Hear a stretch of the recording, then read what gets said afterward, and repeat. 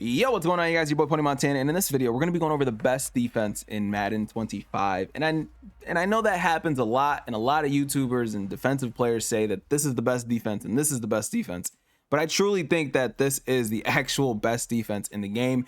And in this video, I'm going to be showing you guys exactly what I do on the defensive side of things to get stops in Madden. Now, before I get into it and I start on my rambles, if you guys are new to the channel, do not forget to hit that subscribe button, like the video, comment down below, and hit that noti bell so you guys never miss an upload. And if you guys got nothing to say, well, just comment FTA, stands for the algorithm, and it helps push these videos to more and more people. Now, let's get right into it. We're going to be coming out once again. I've made similar videos on this formation before, and then they were supposed to patch it, and now it's back again. And I feel like it is the best blitz in the game, and not only the best blitz, but it's the best pressure that you guys can get in the game. And we're going to be coming out of the nickel 2-4 double mug formation, and you can find it in so many different playbooks in this game. All of these.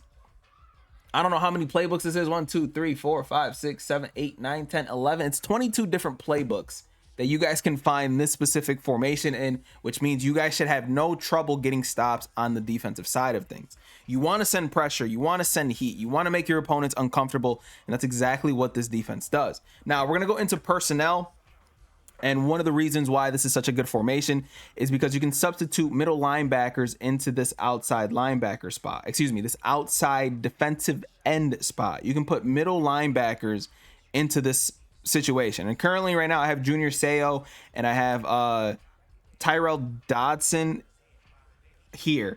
And then to make things even worse for your opponents, we have the ability to put safeties in the interior here, making our defense even better on the defensive side of things. So obviously you want speed on the field and you want pressure. That is all you need for defense, and that's exactly what you get out of this formation. Now, for coaching adjustments, you're always going to want your auto flip to be on with this, and then you want your auto alignment set to default. And then for flats and zone drops, I currently keep my flat at the 10 mark, depending on if the opponent is doing anything specific, and because it helps us with the switch stick. Now, I'm going to go over this a couple different ways. One of the main ways that I'm going to be going over is one of the ways that a lot of competitive players are currently running this defense. Just to showcase to you guys how it is that pro players kind of are currently playing right now. They're relying a lot on the switch stick. So we're going to be pretty much showcasing how to turn this into a cover 4. And the play that we're going to be coming out in is the nickel dog 3 buzz. Let me go ahead and call any play on the offensive side. Let's just call the inside switch. So this is what the play is going to look like as soon as you come out of the huddle. So the blitzing portion of it is you're going to come out and you're going to show blitz. Then you're going to take these two safeties, put them in inside quarters. Then you're going to take this outside, this blitzing cornerback, put him in the flats. Then for the defense, the main part of the defense, you're going to crash your D-line down. This has been the case since the beginning of the year. Everybody still crashes their D-line down, and then that's pretty much it. Then to make sure that you guys have some extra coverage behind it, you're going to take these two defensive backs, these two defensive ends, and you're going to put them in flats, and the other one that's closer to the blitzing cornerback, you're going to put him in a hook. This is going to be your main user, and this is how most people are currently running this play, because you don't want to spend too much time making too many adjustments. But this is how pro players currently play in this formation. They're calling this play, they're crashing down, and then they're turning it into a cover 4 because they're allowing their switch stick to go to work for them. And then after this is set, the blitz is very consistent, and it gets the sheds in the interior where they're getting that disengage, and pretty much people just stop blocking the guys that are up front. Because the traffic in the middle, he's not blocked, by the way. He's just jammed up on his own player. And when that happens, it results in everybody being pushed forward, and it allows you to get the sack. It allows you to get the pressure immediately, almost. Sometimes the pressure comes in so fast that your opponent sometimes can't even make a read. And it makes it so that this play is very, very difficult to actually stop, because even if you do block it properly, the pressure from it still comes in pretty consistently, and it's very, very frustrating depending on what your defense is looking like or what your offense is looking like.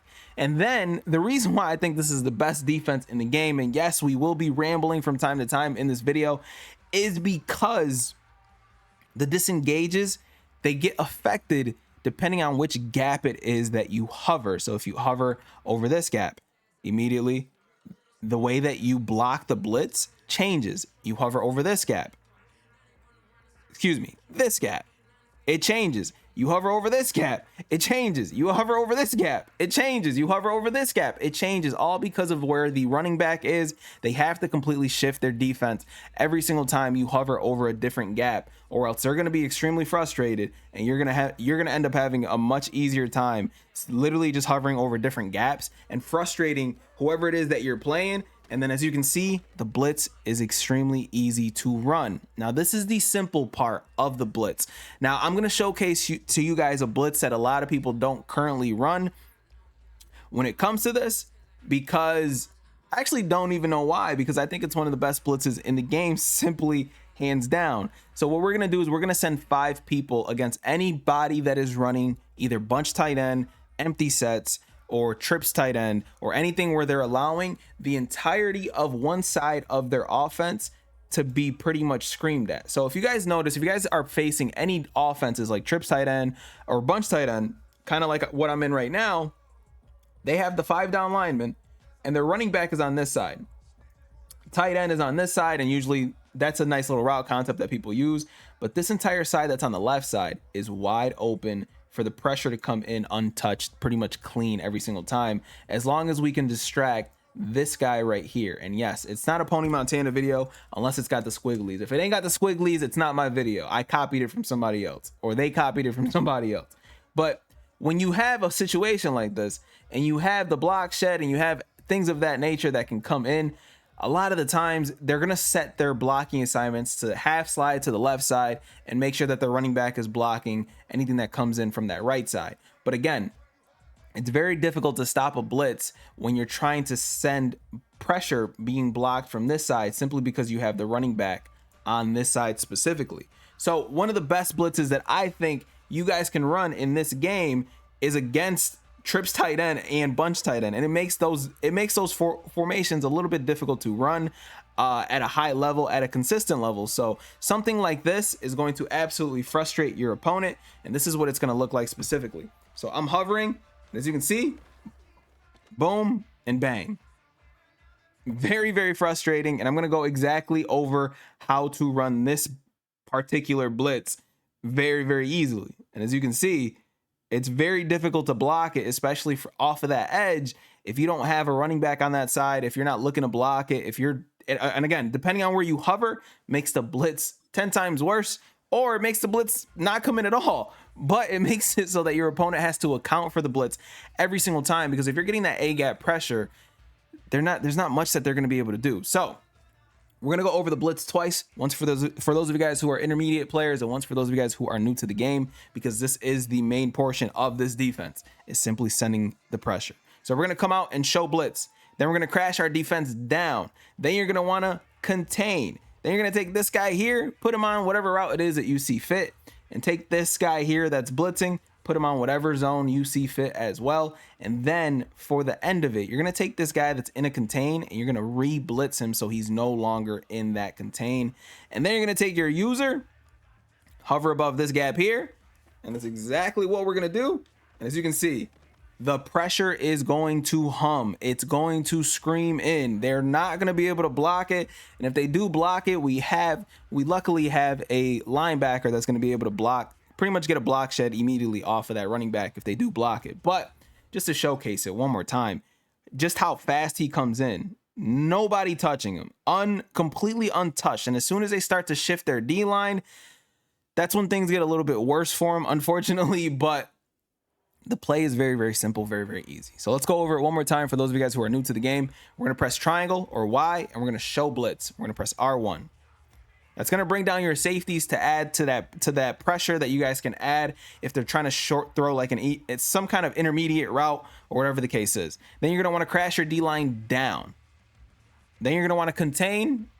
And then I think the first thing you should do actually is take this guy and put him in a zone. You don't want him blitzing when the play starts.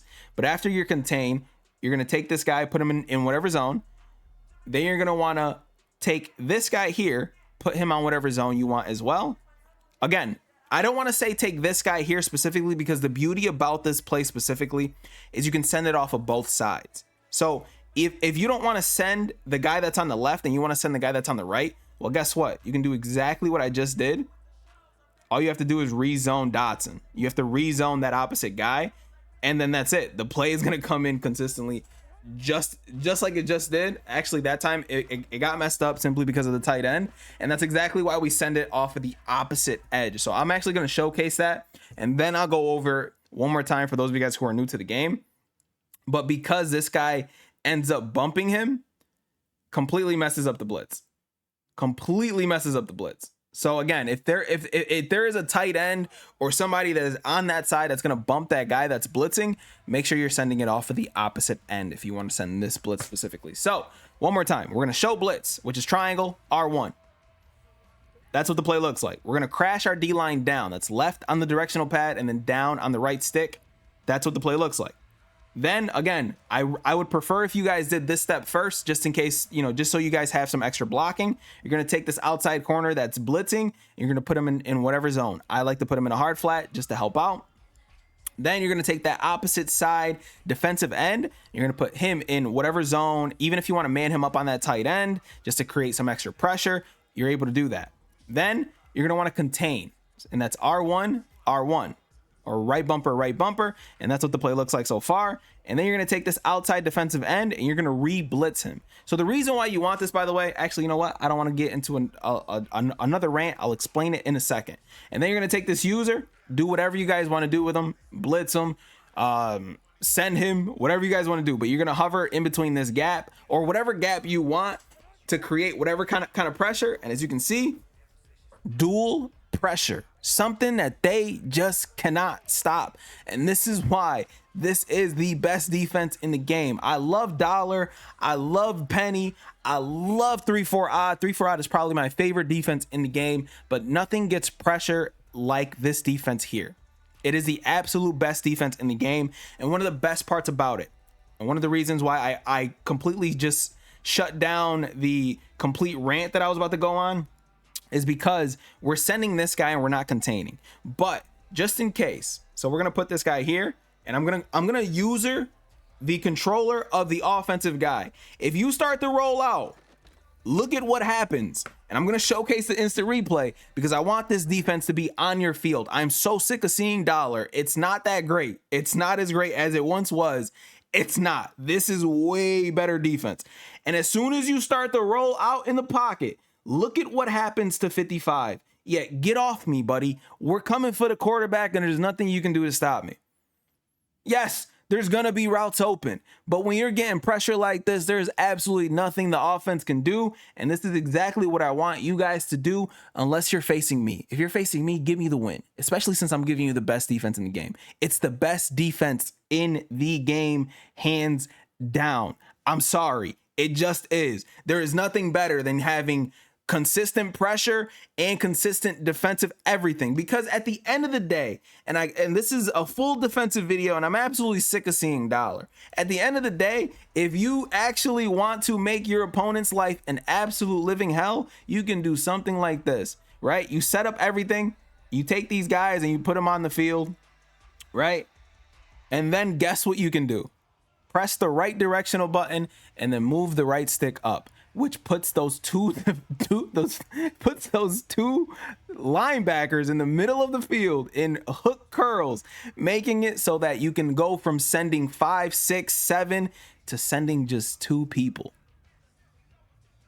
And that is probably the most frustrating thing to deal with, because you know for a fact if you're on the offensive side of the ball and someone keeps sending pressure, now all of a sudden you're like this. Okay, I got to block this guy. I got to shift my line that way. I got to ID the mic and block this guy. And then all of a sudden they're sending 2 people. And then all of a sudden, because the game is not the greatest, especially when it comes to blocking, Jason Taylor goes on ahead and gets an insta shed with only sending 2 people.